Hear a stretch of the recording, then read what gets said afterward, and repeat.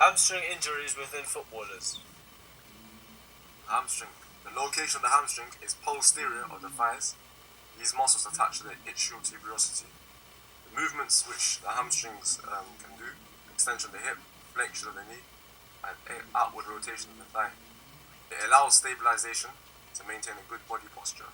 The muscles which help make up the hamstring are semimembranosus, semitendinosus, and bicep femoris.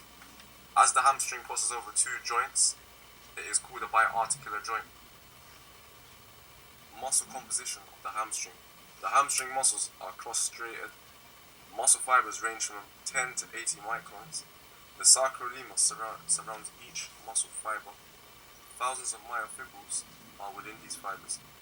The myofibril contain roughly about 1,500 to 3,000 myosin actin. Contraction of the muscle. Contraction occurs through connections between actin threads and transverse bridges. The contraction occurs through depolarization and changes in the sarcolemma. The muscle itself shortens up to a third of its constant length. The benefit of this is it allows quick explosive movements to be generated, such as jumping and sprinting, quick change in direction, and also aids in rapid deceleration. The highest injured muscle within football is the hamstring itself. Hamstrings has a very high injury rate.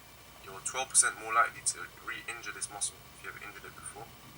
Most injuries of the hamstring occur distally at the hamstring, near the joining of the tendon. 60% of hamstring injuries occurred when decelerating or accelerating. You're more likely to get injured in the closest stages of the first and second half due to fatigue levels being increased. A study reported that 90 days of football were missed within a club due to hamstring injuries, which was roughly about 15 matches. Hamstring injuries in footballers. One of the first factors affecting hamstring injuries in footballers are extrinsic. So our first point is a warm-up. This should be an unavoidable stage of actively initiating the sports session. This increases in connective tissue extensibility. It warms up the muscles by transferring blood around the body. In a study by Crozier in 2008, they conducted a test where they held muscles asymmetrically and they were tetanically stimulated for 10 to 15 seconds. This resulted in the muscles stretching more before failure and producing force. The capability osculotendinous unit to absorb energy is directly proportional to both resting length and muscle temperature. A study by Hawkins and Fuller in 1999 hypothesized that the higher proportion of strains observed in professional football players playing for football clubs compared with that reported for European teams could be the result of less attention being paid to general body conditioning, in particular warm-up.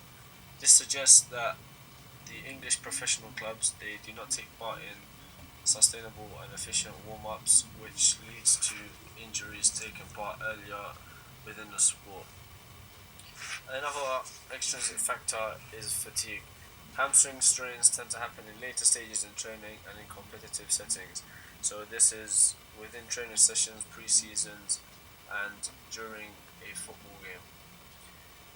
Worrell suggested that strain also occurs later or soon after a fatiguing practice.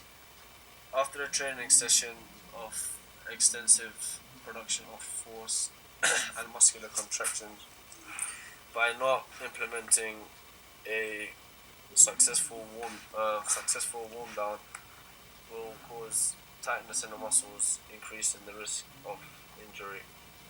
Fatigue induces physiological changes within the muscles.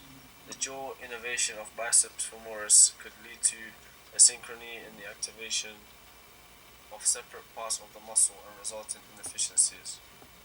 Another factor is the fitness level and training modalities. Inadequate pre-season training resulting in low fitness levels can contribute to increased injury rate. This suggests that without taking part in any efficient pre-season training and not keeping up with the correct fitness levels, once the season begins and you undertake competitive levels of the sport, injuries will occur.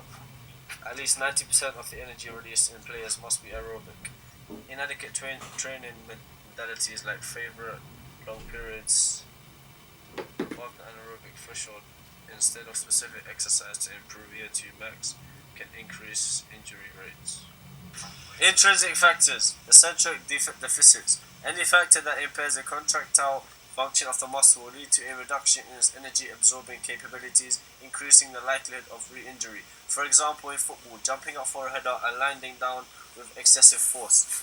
Players returning from injury should undergo specific isokinetic testing before returning.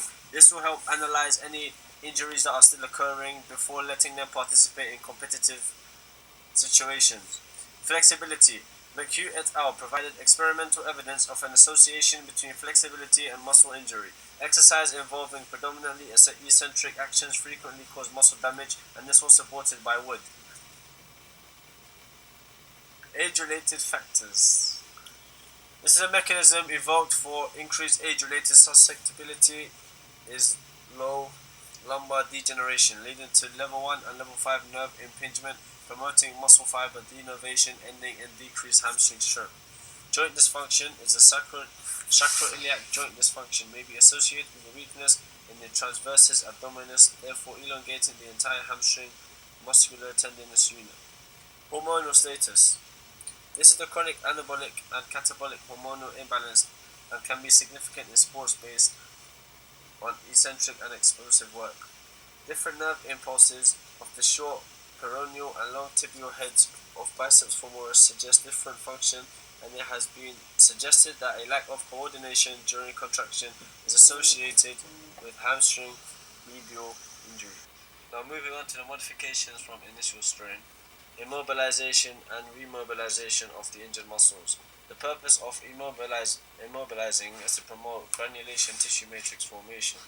So this means the scar can bear pulling forces directed on it without a re-rupture. Prolonged immobilization is discouraged as it leads to excessive connective tissues and detrimental long-term effects. Immobilized muscles have a lower load to failure. Mobilization is required to avoid muscle atrophy and to achieve best results of absorption of connective tissue, and this statement was backed by McElroy et al. 2000 in his study. Neural tension. Adverse neural tension described as abnormal physiological and mechanical responses produced by the nervous system. The scar following a hamstring injury creating extraneural tension with or without local irritation, and this was supported by Ayazzy-Shamloo et al. 2014. Premature return to competition. This is returning to the intensity of the sport being taken part in, which is football.